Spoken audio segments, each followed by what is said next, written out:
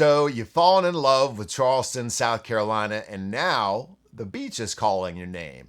You keep hearing these two beaches, Folly Beach and Edisto Beach, and both are South Carolina barrier islands. Both have sand, surf, and the Lowcountry soul. But here's the thing. And I grew up on Sullivan's Island, so I've been going to both these beaches since I was a kid back in the 70s and 80s. And, these two places could not be more different. One is a vibrant surf town scene with bars on the sand and live music you can walk to. The other is so quiet you can hear the waves from your back porch, and not much else. And, if you're an empty nester looking for a second home near the water, or you're relocating here full time and the beach is part of the dream, picking the wrong one is really the difference between loving the new life and wondering why you didn't do more homework. Before we get into it though, if you're seriously, considering about relocating to Charleston, South Carolina, I've put together a free Charleston relocation guide, and it covers all the neighborhoods, the market, the insurances, the tax, anything you need to know, and that link is in the description below. And if this is your first time here, my name is Jason Cartin, and I'm with Carolina One Real Estate here in Charleston, South Carolina. I grew up right here on Sullivan's Island, and I help empty nesters and folks relocating to Charleston figure out exactly where they fit in. So let's break it all down. Folly Beach versus Edisto Beach. All right, let's get our bearings first. So Folly Beach sits right off James Island, just about 15 to 20 minutes from downtown Charleston. It's basically, Charleston's backyard beach. You cross one bridge basically from James Island and you are there. Now, Edisto Beach, that's a different story. Edisto is about 45 to 55 minutes south of Charleston down Highway 17, and you've really got to want to go there, and because there is no quick trip. And that distance is the first thing that separates these two places. One is close enough for a Tuesday afternoon, the other is a destination that you have to plan for. Let's start with Folly Beach. And they call this place the edge of America, and once you've been there, you really get it. Folly has personality. It's a surf town. It's got a little grit, it's got a lot of charm, and it does not take itself too seriously.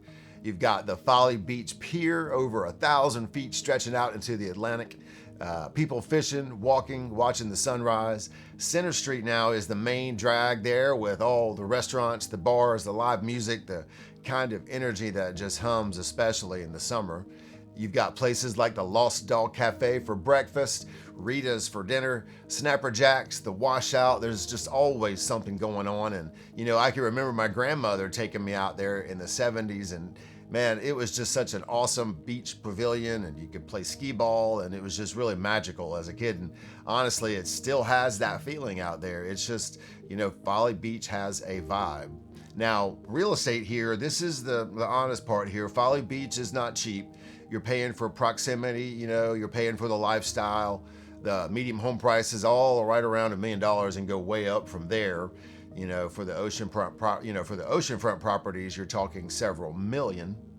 Condos are good there, and they can start in the 6s, maybe high 5s if you're looking at an older unit. But make no mistake, you're paying a premium to be 15 minutes from downtown Charleston, and have the sand at your doorstep too. Here are the trade-offs. Number one, during the summer, Folly gets busy. Tourists, beach traffic, the connector gets backed up. Parking fills up by late morning on a Saturday, and if you want quiet and privacy year-round, you need to know the rhythm of the island for sure. Number two, short-term rentals. Folly Beach voted to restrict them a while back, and that changed everything from that perspective.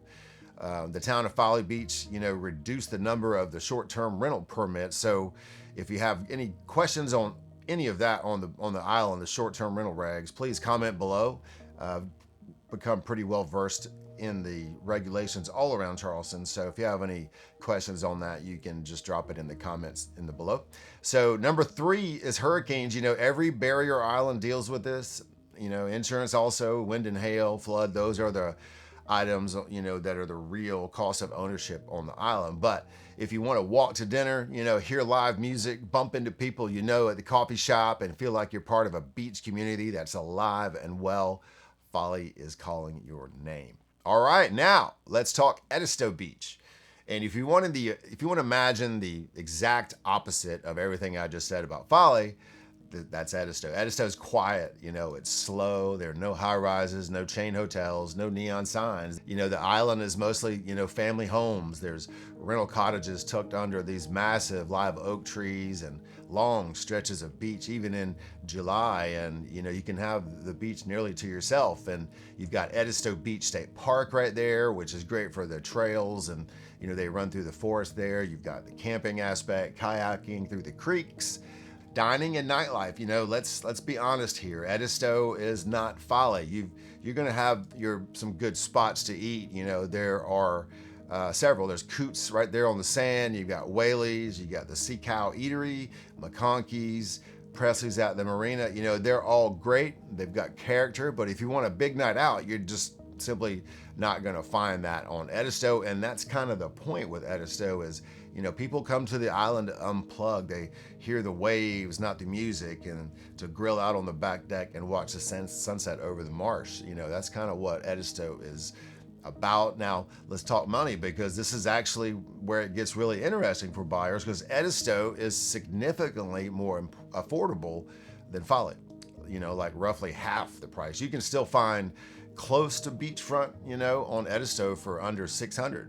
Sometimes well under that, depending on the size and the condition of the home. And if you want more house, more land, more breathing room for the dollar, Edisto is where that math works. Now, the trade-offs are there. Number one is the distance. You're 45 minutes to 55 minutes from Charleston, and if you want to grab dinner downtown and do something else like that, that's just it's a evening production, if you will. Now, number two, there are fewer amenities. You've got the grocery store options are limited there, medical facilities, you're driving further into town, so if really the convenience matters a lot, Edisto is going to test that patience. But number three is growth and development. Edisto has resisted it, and that is by design. The people who live there want it that way, but if you're expecting like new restaurants and shops to pop up all over the place, that's just not in the Edisto playbook. All right, let's go head to head on stuff that just actually matters to buyers when it comes to Folly Beach, South Carolina, and Edisto Beach, South Carolina. Commute to Charleston. Folly Beach wins, period. Folly Beach is, let's call it 20 minutes on a good day versus 45 minutes to 55 minutes in Edisto. And if you're a part-time and want to enjoy the city, Folly is going to keep you plugged in easier. Price and value, though, Edisto wins this one. It's not even close. You're just getting roughly twice the house for your dollar on Edisto. And if budget is a primary driver, I'd be looking on Edisto. Dining and nightlife. Now, Folly Beach, it's just still going to win this one. The bars and the restaurants, you just got more options there. And Edisto has some great spots, don't get me wrong, but you'll feel it. It's just a little more laid back as far as the restaurant vibe there. Now, peace and quiet, Edisto wins here big. It's no crowds, no beach traffic. You can sometimes walk a mile on the beach and not pass 5 people. Now, Folly in July, that's just not happening. Just not happening. The beach experience, though, this will be a tie, but for different reasons, really. Folly Beach has the pier, the surf breaks, the energy.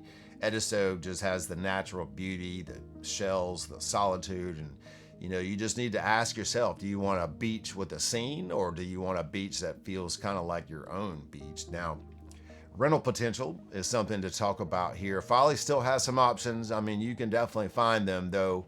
The restrictions have tightened so much that it really kind of makes it challenging for some investors, if you will. Now, Edisto, they have a strong vacation rental market, and families have been coming here for, generations to stay in some of these cottages. Now, the nightly rate is a little different from Folly, but, so is the purchase price. Investments, appreciation, both, are coastal South Carolina barrier islands. The demand is never going to go away.